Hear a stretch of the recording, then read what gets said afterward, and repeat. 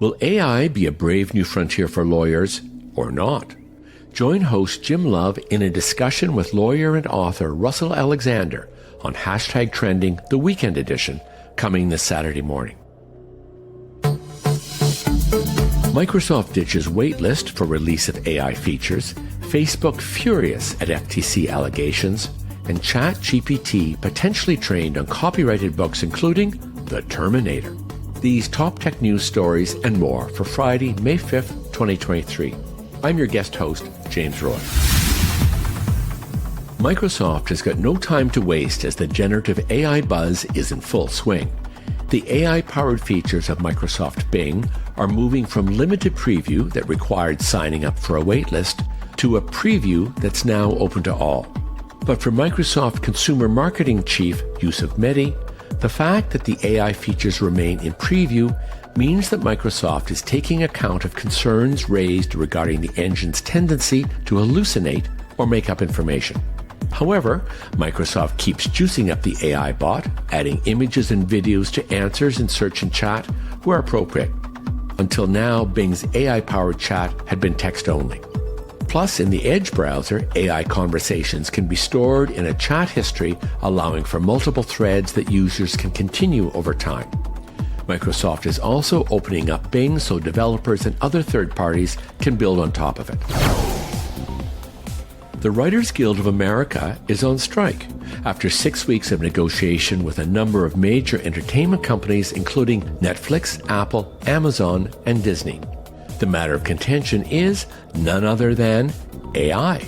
The Writers Guild, which represents thousands of members who write content for film, TV, news, and online media, demanded that literary material such as screenplays, teleplays, and outlines not be written by AI.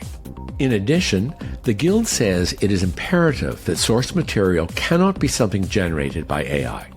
One screenwriter explained, "It's possible that a studio uses AI to generate ideas, claim those ideas as source material, and then hires a writer to polish it at a lower rate."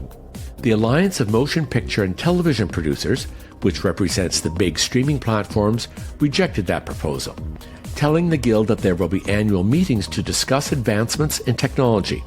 John August, a screenwriter known for writing the films Charlie's Angels and Charlie and the Chocolate Factory, told Vice that the idea that our concerns could be addressed by an annual meeting is absurd and honestly offensive. Everyone watching AI can tell you that these large language models are progressing at an incredible rate. AI-generated material isn't something that's going to become a factor in a few years. It's here now. But August also believes that producers want to find another way of treating artists as gig workers. They want to be able to hire us for a day at a time, one draft at a time, and get rid of us as quickly as possible. I think they see AI as another way to do that. The Guild believes that the Alliance is following in the footsteps of media companies overblowing the capabilities of AI and restructuring significantly.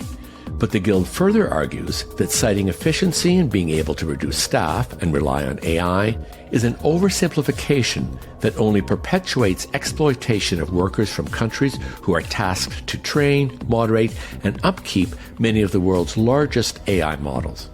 Meanwhile, generative AI systems continue to face a number of copyright issues from writers and artists who claim that the models were trained on copyrighted data without permission. Getty Images, for instance, filed a lawsuit against Stability AI for the same reasons. In yesterday's episode, we discussed the endless challenges Meta keeps facing, but the latest particularly irked the company. On Wednesday, the FTC alleged that Facebook breached a 2020 privacy order by continuing to give app developers access to users' private information that Meta claimed it had cut off. More alarmingly, the FTC accused Facebook of misleading parents on who could connect to chat with minors and misrepresented who had access to private youth data. So, in an unprecedented move, the FTC proposed a ban on Meta making money off minors' data across Facebook, Instagram, WhatsApp, and Oculus. The FTC also seeks to prohibit Meta from launching new products on any of its platforms without written compliance confirmation from the Commission. A Meta spokesperson told Ars Technical that the FTC's proposed changes are a political stunt.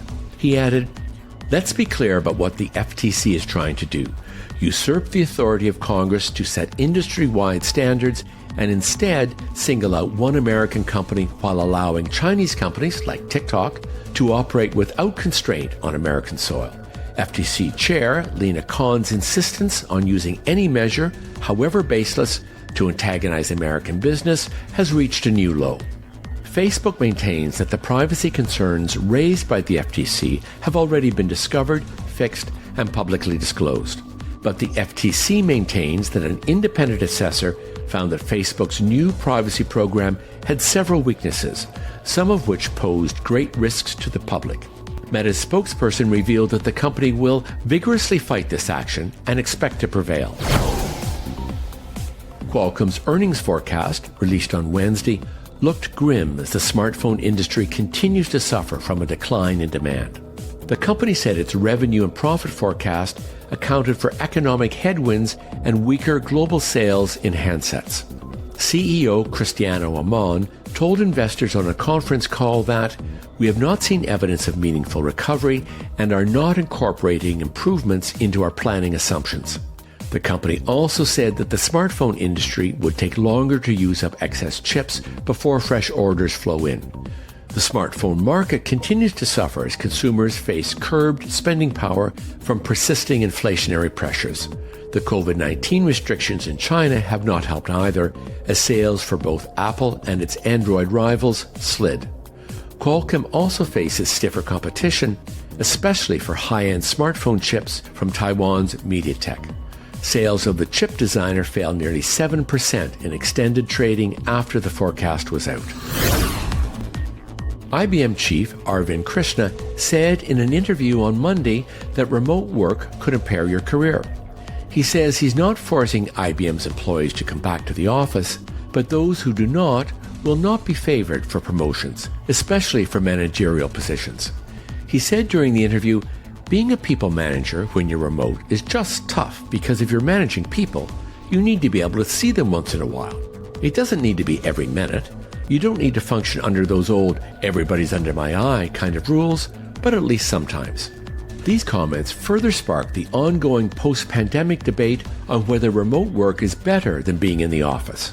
But with layoffs rising and job openings declining, workers are concerned that working from home could affect their job security. About 80% of IBM's employees work from home at least some of the time. And working from home is, in fact, most common in the technology and professional services sectors that IBM competes in. Yet, Krishna, who became CEO right after the pandemic hit, said people need to make a choice to work remotely, but it need not be a forever choice. It could be a choice based on convenience or circumstance. Researchers from the University of California have delved deep into OpenAI's GPT-4 and found that they're trained on text from copyrighted books. GPT-4 seemed to have memorized titles such as the Harry Potter children's books, Orwell's 1984, the Lord of the Rings trilogy, the Hunger Games books, Hitchhiker's Guide to the Galaxy, Fahrenheit 451, A Game of Thrones, and Dune, among others. The researchers are not claiming that ChatGPT or the models upon which it is built contain the full text of the cited books. Large language models don't store text verbatim, but rather the idea is that the model has memorized the associated text. However, the copyright implications are hard to avoid, especially if the models produce passages that are substantially similar or identical to copyrighted works they have ingested. The scientists also noted that it did have a large bias for sci-fi. And interestingly, yes, it has read the story where AI takes over the world, the Terminator. Here's what it thinks. In the Terminator, an advanced AI system called Skynet becomes self-aware and launches a nuclear attack on humanity in an effort to eradicate the human race. The only hope for humanity is a small group of resistance fighters led by a man named John Connor, who must travel back in time to prevent the creation of Skynet. The book and subsequent movie franchise have had a significant impact on popular culture and have helped to shape the way that many people think about the potential dangers of advanced AI technology. It calls it a classic example of science fiction. And certainly, it knows the difference between fact and fiction, right? However, it's worth noting that sometimes the distinction between fiction and non-fiction can be blurry. Some works of literature, such as historical fiction or creative non-fiction, blend elements of both genres. In such cases, it may not always be clear-cut whether a piece of content is fiction or non-fiction, and it may require careful consideration and analysis to determine which genre it belongs to. Well, that was reassuring. Not. That's the top tech news for today. We go to air with a daily newscast 5 days a week, as well as a special weekend interview with an expert on topics relevant to today's tech news. Follow #trending on Google, Apple, Spotify, or wherever you get your podcasts. And you can catch us on your Alexa or Google smart speaker. You can even find us on YouTube as Tech News Day. You can reach our CIO, Jim Love, on LinkedIn, Twitter, or on Mastodon as The Real Jim Love on our Mastodon site, technews.social.